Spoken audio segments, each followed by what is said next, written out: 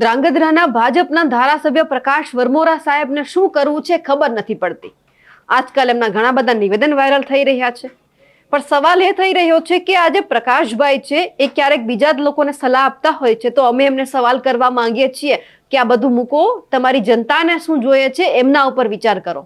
નમસ્કાર, આપ જોઈ રહ્યા છો નિર્ભય ન્યૂઝ અને હું છું આપની સાથે રિદ્ધિ। પ્રકાશ વરમોરા જે ભાજપના ધારાસભ્ય છે અને હવે તેમને ચિંતા થઈ છે રાજનૈતિક લોકોની, કારણ કે એઓ સ્વીકારી રહ્યા છે કે હમણાંથી અમારા જે રાજનીતિ છે એમાં જે ચરિત્ર ઉપર ઘણા બધા લોકો છે કે એમના દાગ લાગી રહ્યા છે, ઘણા લોકો દારૂ પી રહ્યા છે, તો ઘણા બધા જુગારના રવાડે ચડ્યા છે। આ બધું બંધ થવું જોઈએ અને આ બધાને દૂર કરી શકે તો એ માત્ર ધર્મ સત્તા છે। પણ અમે પ્રકાશભાઈને પણ કહેવા માંગીએ છીએ, જો તમારા ગુજરાતમાં, જો મારા ગુજરાતમાં દારૂ વેચાતો હોય તો સૌથી પહેલા કોને ધ્યાન આપવું પડે? જેમની સરકાર છે એમને। અને તમે કોણ છો? તમે એ જ સરકારના ધારાસભ્ય છો, તો તમારે તમારી સરકારમાં વિનંતી કરવી પડે કે તમે પહેલા તો દારૂ છે બંધ કરાવો। ગુજરાતમાં દારૂબંધી છે, ખુલ્લેઆમ દારૂ વેચાય છે, પણ તમે સૌથી પહેલા બંધ તો કરાવો। જો બંધ થશે તો પછી તમારા રાજનીતિની અંદર દારૂ પીવાવાળા લોકો પણ નહીં હોય, જુગાર રમવાવાળા પણ લોકો નહીં હોય, જેથી કરીને એ જ લોકોનું જે ચરિત્ર છે તેમના ઉપર દાગ પણ નહીં લાગે। પણ સૌથી પહેલા તો તમારે કામ કરવું પડશે કે જ્યાંથી જેમનું જે મૂળ છે એ જ મૂળ ઉપર ધ્યાન આપવું પડશે। દારૂ વેચાઈ રહ્યો છે એટલા માટે પીવાઈ રહ્યો છે। હવે તમે અનેક વખત લોકોને આધ્યાત્મિકતાનું જ્ઞાન આપતા હોય છો, તો સૌથી પહેલા તમે તમારી સરકારને પણ કહી દો કે આપણે જે કરવાનું છે એ આપણે સૌથી પહેલા છે શરૂઆત તો કરીએ, નાનું એવું ડગલું તો ભરીએ।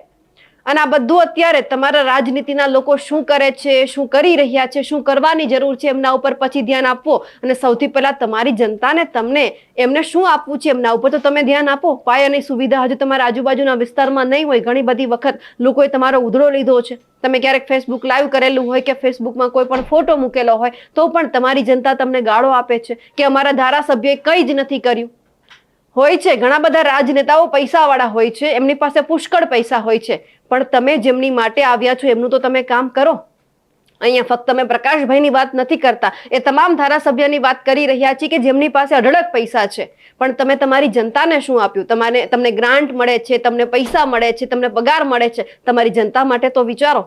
તમારી જનતા, તમારા મત વિસ્તારના લોકો છે એ પણ એવું વિચારતા હોય છે કે થોડી અમને સગવડ મળે તો પણ સારું છે।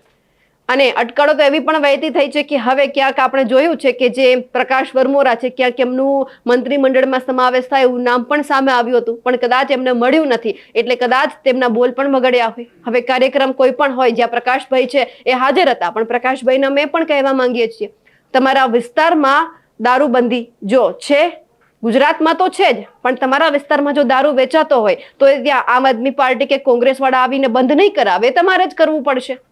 કારણ કે તમે અવારનવાર કહેતા હોય છો કે જેમની સત્તા છે એમની સામે જ સવાલ હોય છે, એટલે સવાલ તો તમને જ પૂછી રહ્યા છીએ। સૌથી પહેલા તમે તમારા વિસ્તારમાં તો શરૂઆત કરો કે આજુબાજુનો જે વિસ્તાર છે ત્યાં દારૂ વેચાઈ રહ્યો છે, જુગાર રમાઈ રહ્યો છે, તમે પહેલા લોકોને બંધ કરાવો। લોકોને બંધ કરાવશો પછી તમારે રાજનેતા, જ્યાં તમામ રાજનીતિની અંદર અત્યારે આવી રહ્યા છે તમામ રાજનેતાને બંધ કરાવો। એટલે સરકારને તો પહેલા સૂચન કરો, સૌથી પહેલા તો એ સાંભળીએ કે એમણે એ તમામ લોકોને શું સલાહ આપી છે। મંચ છે, મંચના માધ્યમથી કહું છું, ક્યાંક ના ક્યાંક પ્રજાની આ ચાર શ્રદ્ધા ઉપર શ્રદ્ધા ડેગી છે।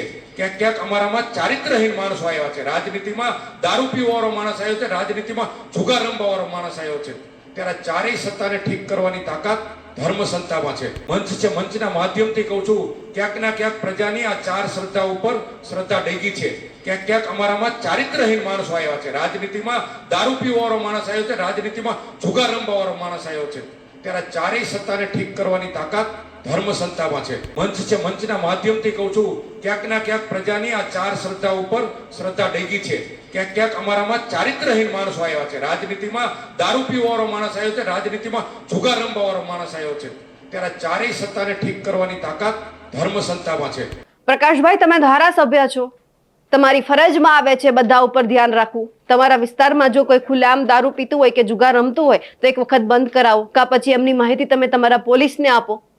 જો પોલીસને આપશો તો કદાચ એ બંધ કરાવી દેશે, તમારું જો એ લોકો નહીં માને તો કદાચ પોલીસનું તો માનશે ને, કારણ કે જ્યારે તમે નાનાથી શરૂઆત કરશો તો પછી તમે ઉપર જઈને તમે તમારી ગુજરાત સરકારમાં પણ કહી શકશો કે હા, ગુજરાત સરકારમાં જે કહેવાય છે કે દારૂબંધી છે ખરેખર નામની નથી પરંતુ કામની છે, કે અહીંયા ઘણી બધી અટકળો બીજી પણ થઈ રહી છે. પણ ખેર, આ બધી પછી વાતચીત કરીએ. પણ ત્યારે પ્રકાશભાઈને એ જ કહેવાનું છે કે તમે જેમના માટે બેઠા છો, શરૂઆત તમારે કરવી પડશે.